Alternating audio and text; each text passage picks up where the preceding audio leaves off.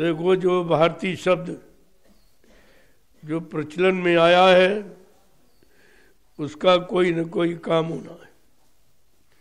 अभी लोग समझ नहीं पाए हैं, लेकिन ये जरूर आश्वास कर रहे हैं भाई आज तक किसी ने कहा क्यों नहीं, किसी ने नहीं कहा। चाहे वो कोई महात्मा हो, चाहे वो राजनेता हो, इस शब्द का उच्चारण नहीं किया और भारत में रह रहे हैं। जिस भूमि पर रह रहे हैं, जिस देश में रह रहे हैं, उस देश की गौरव गरिमा सब भूल गए। तो इनको भारत का निवासी कैसे माना जाएगा? ये भारत को अपनी मातृभूमि कैसे कह सकते हैं, जबकि उस मातृभूमि का कोई अर्थ इनके दिल दिमाग में नहीं। जब मैंने देखा कोई नहीं कह रहा और सब रह रहे हैं, बड़े बड़े उपदेश, बड़े बड़े भाषण हो रहे हैं, लेकिन जो मुख्य है उसको तो किसी ने कहा नहीं। तब हमको 15 सितंबर 2023 को खोल के कहना पड़ा कि अगर हम भारतीय हैं तो हमारी कोई पहचान होनी चाहिए, तभी कोई मानेगा। तो हमारी भारतीय वेशभूषा क्या है? जो ऋषि मुनियों की बनाई हुई, जिससे मन शुद्ध होता है, तन शुद्ध होता है, बीमारियां तन की शरीर की खत्म होती हैं। ऐसी वेशभूषा क्या है? वो भारत जैसे शाकाहारी सदाचारी ब्रह्मचारी देश के लिए लागू है। तो मैंने इस शब्द का उच्चारण किया है जो हिंदुस्तान में किसी ने, पूरे विश्व में किसी ने नहीं कहा। और वही पूरा देश तो भारत में नहीं है, वो न कहे तो उनकी बात अलग, लेकिन तुम तो भारत में रहते हो, तुम्हें अपनी देश की गौरव गरिमा समझनी चाहिए थी, लेकिन ये काम किसी ने किया नहीं और न किसी ने उच्चारण किया। वो मैंने कहा है तो उसको छिपाने की कोशिश कर रहे हैं। अरे वो छिपने वाला नहीं है। मैंने कोई अपने लिए थोड़ी कहा, अपने मान सम्मान के लिए नहीं कहा। मैंने तो भारत देश में रहने वाले सभी नागरिकों के लिए कहा कि अगर हम सच्चे भारतवासी हैं तो अपनी भारतीय वेशभूषा में रहना चाहिए, भारतीय शुद्ध खान पान में रहना चाहिए। भारतीय वेशभूषा यानी बोली भाषा है जो हिंदी और संस्कृत, उसका उच्चारण करना चाहिए। तो भारत देश का कल्याण हो जाएगा, उद्धार हो जाएगा और सारा विश्व भारत को विश्वगुरु मानने लगेगा। लेकिन ये करना पड़ेगा, आज नहीं तो कल आपको अपनाना पड़ेगा। मैंने समय के पहले इशारा कर दिया है, अगर करना चाहो तो शुरुआत कर दो। धीरे धीरे धीरे धीरे तुम्हारा सबका लाभ हो जाएगा, सबको भारतवासी मान लिया जाएगा। लेकिन कहने से ये हिंदू परिषद और हिंदू संघ और हिंदू सभाएं, ये समाज सब व्यर्थ है, इससे कुछ होने वाला नहीं। क्यों नहीं होने वाला? कि हिंदुस्तान पर रहने वाला कोई व्यक्ति अपने आप को हिंदू कहने के लिए तैयार है नहीं। कोई हिंदू नहीं कहता। ये सब झूठा प्रचार करते, ये सब झूठा प्रचार। कोई अपने आप को हिंदू नहीं कह रहा।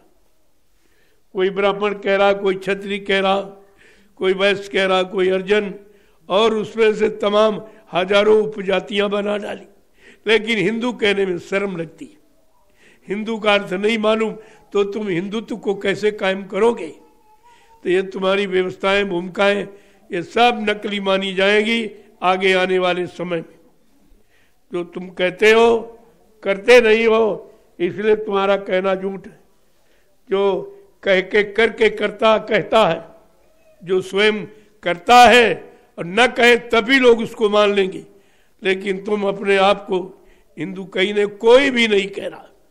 मैंने तमाम लोगों से पूछा, कोई हिंदू परिषद कह रहा, कोई कुछ कह रहा, कोई कुछ, लेकिन हिंदू कहने के लिए कोई तैयार नहीं। इतनी शर्म उनको लगती। जबकि और भी मजहब धर्म के लोग हिंदुस्तान में रहते। ये तो मजहबी मुल्क है, यहाँ तमाम धर्मों के लोग रहते और सब अपने को अपना ही धर्म कहते। लेकिन हिंदुस्तान होते हुए कोई हिंदू अपने आप को हिंदू नहीं मानता। बड़े अफसोस के साथ हमको 15 सितंबर 2023 को कहना पड़ा कि कोई नहीं कह रहा, कोई नहीं मान रहा। किसी मुसलमान से पूछो तो उसमें भी जातियां हैं, लेकिन वो अपने आप को मुसलमान ही कहता, अपने आप को सिख ही कहते, ईसाई ईसाई कहते, वो भी तो देश में रहते, उनमें भी तमाम उपजातियां, लेकिन अपनी जाति को कभी नहीं छिपाते। लेकिन हिंदुस्तान में आज हिंदू अपने आप को कहने में शर्माता है। तो फिर तुम हिंदुत्व कैसे कायम करोगे? तुम्हारा कहना सब झूठ, तुम्हारी भूमिकाएं बनाना सब झूठ, इससे कुछ होने वाला नहीं है। जय गुरुदेव। अभी तो मैंने केवल इशारा किया, जो किसी ने नहीं कहा। आप मजबूर हो जाओगे, क्योंकि मेरी बात अपनी कोई बात नहीं, मेरा कोई अपना स्वार्थ नहीं है। जो देश के लिए आया है वो देश का लाभ करेगा, समाज का लाभ करेगा, परिवार में रहने वाले लोगों को लाभ करेगा। हिंदू मुसलमान सिख ईसाई सबको मानव समझकर, इंसान समझकर सबको इंसानियत मानवता का लाभ करेगा। उससे यहाँ कोई भेदभाव नहीं रहता। अभी धीरे धीरे समझ में आ जाएगा आपको। जब कोई नहीं बोलेगा तब तो आपकी समझ में आएगा कि ये नैमिषारण्य से ही आवाज़ क्यों लगाई जा रही। क्या हिंदुस्तान में और कोई धार्मिक स्थल नहीं है? बहुत धार्मिक स्थल हैं। ये नैमिषारण्य का तो नाम इन लोगों ने अब बाद में लिया। पहले तो उधर लगे रहे, अयोध्या काशी, उधर उधर जहाँ इनका स्वार्थ था, जहाँ इनका यानी एक लालसा की इच्छा थी वोट लेने की, इसलिए वहाँ तो किया।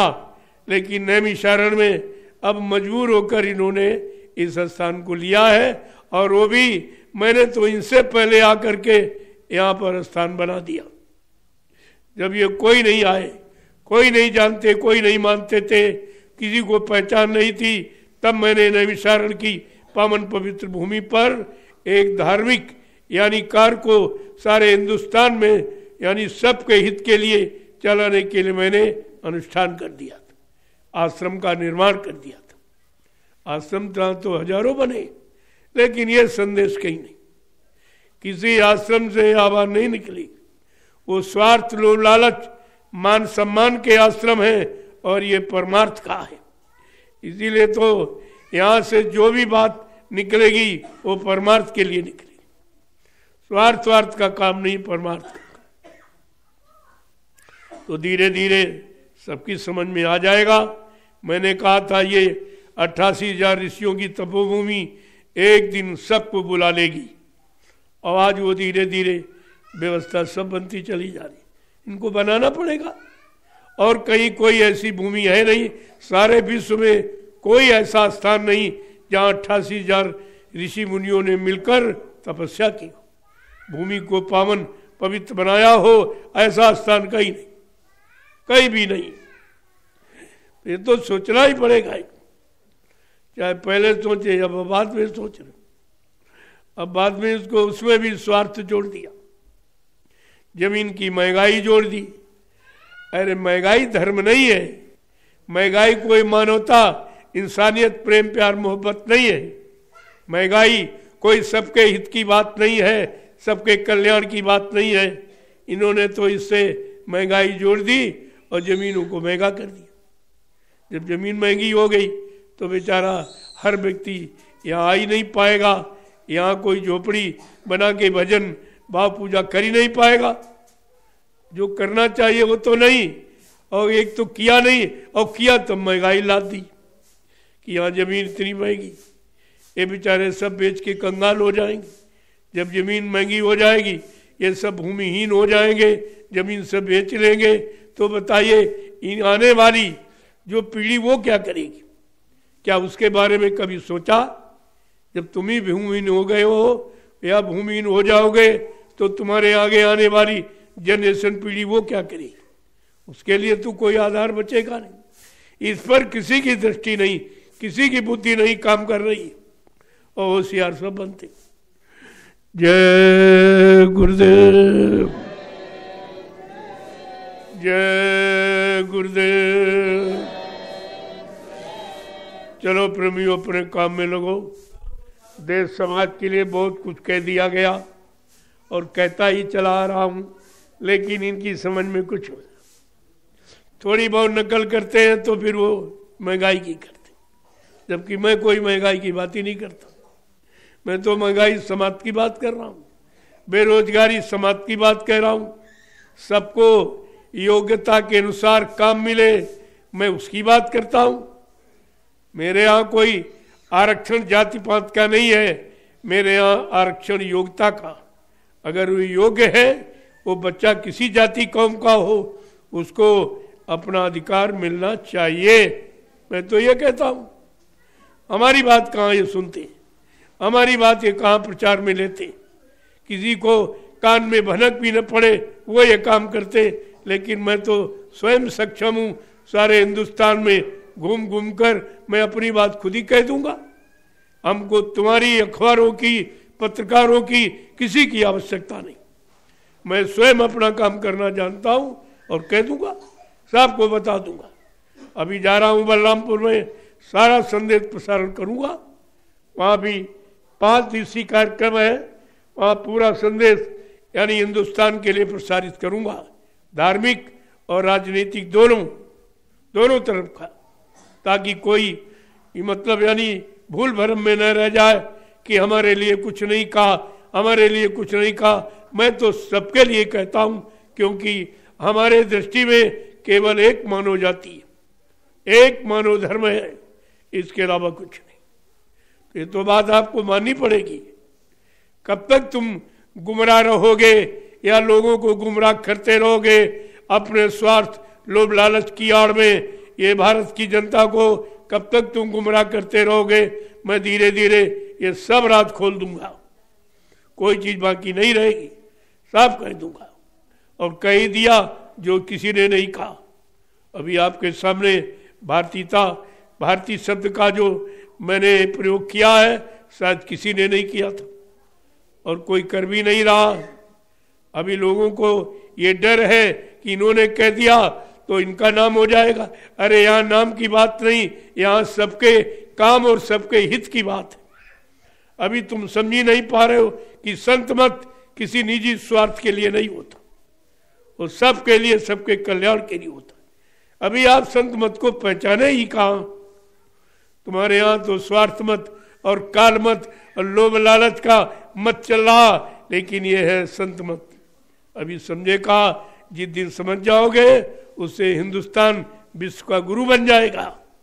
अभी आप क्या समझोगे? जय गुरुदेव।